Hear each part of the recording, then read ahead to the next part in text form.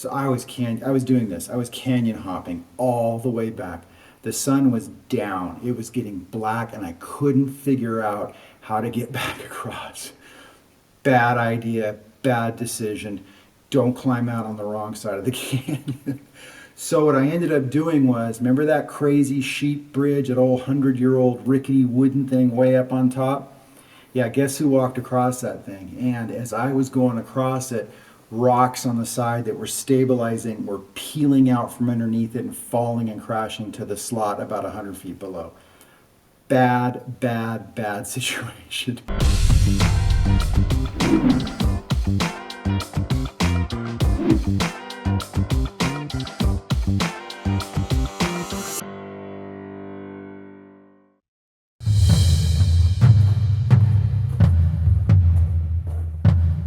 All right, this is fantastic. I'm in this slot canyon, the San Rafael Desert, and the reason I'm down in this canyon is it's a very bright sunny day. It's the middle of the day right now, and there's not a cloud in the sky, so there's nothing to shoot up there. And so I figured if I dropped down into this slot canyon, maybe I would find some nice shady, cool areas with some cool shapes and designs and these incredible rocks that we see here.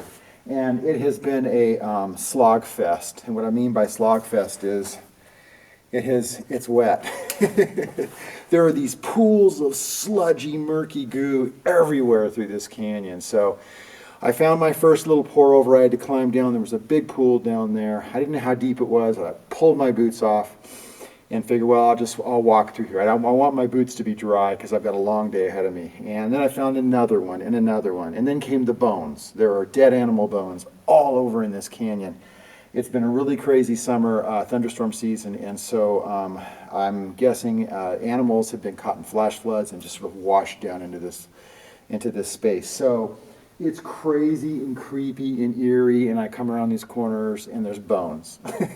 So it's a little bit daunting, but as I said before, it's totally clear up above. There's really no chance of precipitation at all, so I'm really in no danger in here, other than the fact that I'm having to slog my way down. So I'm hoping I don't have to go back that way to get out of here, because this is going to be like a mud fest on the way out of here if that's the case.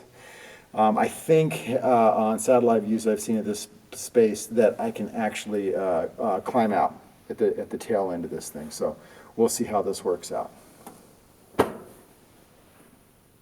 It's really dark around this corner.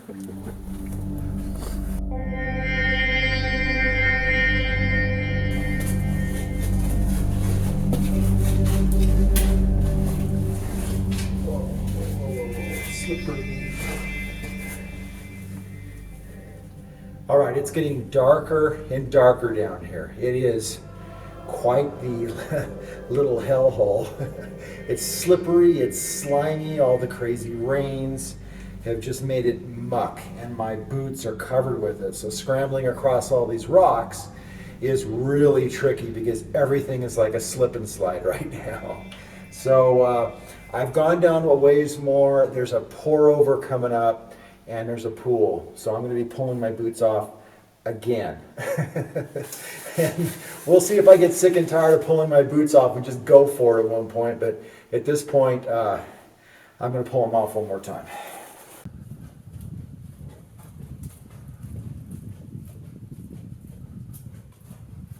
So I'm even further in the canyon now, and very, very dark down here. And when I looked up at one point, I noticed there's a very old, probably 100-year-old, old wooden bridge that someone built across the narrowest gap in the canyon, probably for sheep, maybe for cattle. This is really way off the beaten path, so more than likely that's what it was for. And it's way up there. It looks so tiny from down here in this black hole that I'm standing in. Really fascinating. I see lots of light down here, so I may be reaching the end of the narrow part of the slot, and gauging on this, the fact that that's where they put their bridge. This is probably the narrowest spot. So very, very, very cool.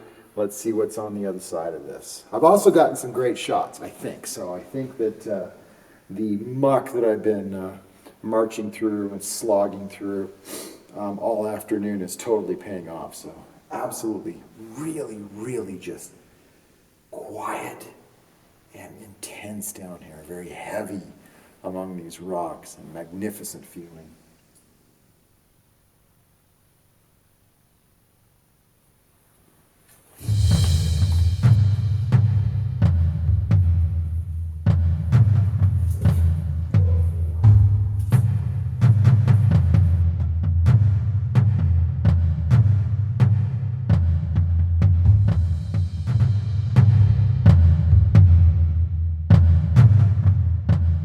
All right, today I'm back in the same canyon that I was in about a week ago when I was slogging through it and constantly taking my boots off because there were these big pools of water. Where I'm back again, and this time I'm prepared. I brought my canyoneering boots, so I don't have to take my boots on and off. They've got these little jet things on the side, and they squirt the water out so I can tromp through all of these crazy puddles and then just hit dry land and just squash my feet to the ground, and it shoots all the water out, so it kind of keeps them semi-dry at least. And it's got this super awesome rock climbing stealth rubber on the bottom, so I can kind of scramble along these walls really nicely. What happened last time was completely insane. I waited way too long to get out of this canyon. I went way down canyon hoping I could find a way to just kind of climb up and not have to backtrack through the slots and then in through the puddles on the way back. It was getting dark. I found a way out. It was on the wrong side of the canyon, but I figured I'd run across the tops and get back. Bad decision. There were canyon after canyon after canyon that were pouring over into this canyon. So I was doing this. I was canyon hopping all the way back. The sun was down. It was getting black, and I couldn't figure out how to get back across. Bad idea, bad decision. Don't climb out on the wrong side of the canyon. So what I ended up doing was, remember that crazy sheep bridge, that old 100-year-old rickety wooden thing way up on top? Yeah, guess who walked across that thing? And as I was going across it, rocks on the side that were stabilizing were peeling out from underneath it and falling and crashing to the slot about 100 feet below. Bad, bad, bad situation. So I got across that thing as fast as I could. And ultimately I made it after dark back to the Land Rover. So it worked out okay, but incredibly stressful. And this time I'm super prepared. I came a little bit earlier, probably 2 or 3 hours earlier. So I'm hoping when I blast out this time, I can actually climb out on the right side of the canyon. If not, I've got my super cool canyoneering boots, so I can just come back up this way and not have to worry about, slogging around in wet, normal hiking boots. So that's what's going on today. I've already got some great shots up in this slot. The light's been just sort of blasting off these walls and creating these super, super hot spots on the rock. And I've got my good buddy here who hasn't left the canyon yet. He's still here to accompany me, so all is good.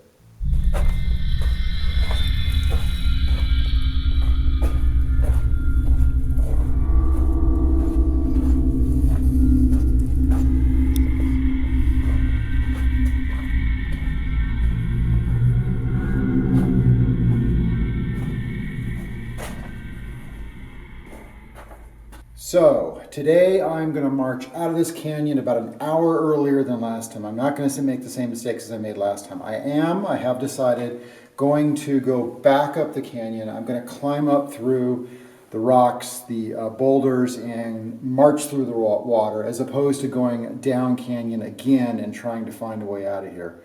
I want to make sure I have plenty of time to get up to that bridge, and I want to show you how dicey and crazy and completely insane this bridge is, and how I was out of my mind to even walk across in the first place. Never do this. So if I rush out of here now, I think I can get back up there in time before dark. And the rest of the canyon, I already know what it looks like. I've been through it. I've got a ton of shots in here already, and we'll put our energy towards getting back up to that old sheep bridge.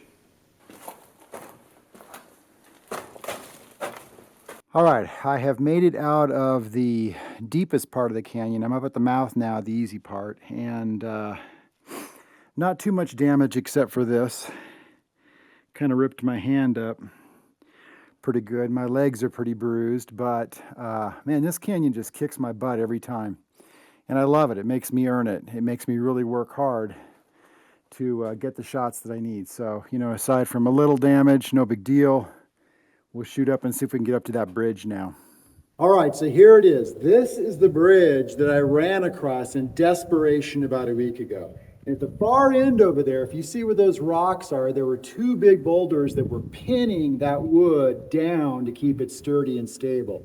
And as I ran across it, they fell. And this whole thing, I don't know if you can see it from the shot, it's tilted to the side. And this is crazy old rotten wood, incredibly old rotten wood. So about halfway when those rocks fell, you can bet I ran across this thing as fast as I can, and I'm not getting back out on this thing. I lost sleep over this. A few nights later, I was awake at night thinking about that moment when I heard the rocks break away and fall 100 feet right down into that chasm, that death drop right there. So this is absolutely awesome, and I will never cross a bridge like this again.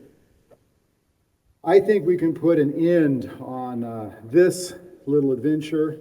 This canyon's awesome. I'll no doubt be back many, many more times.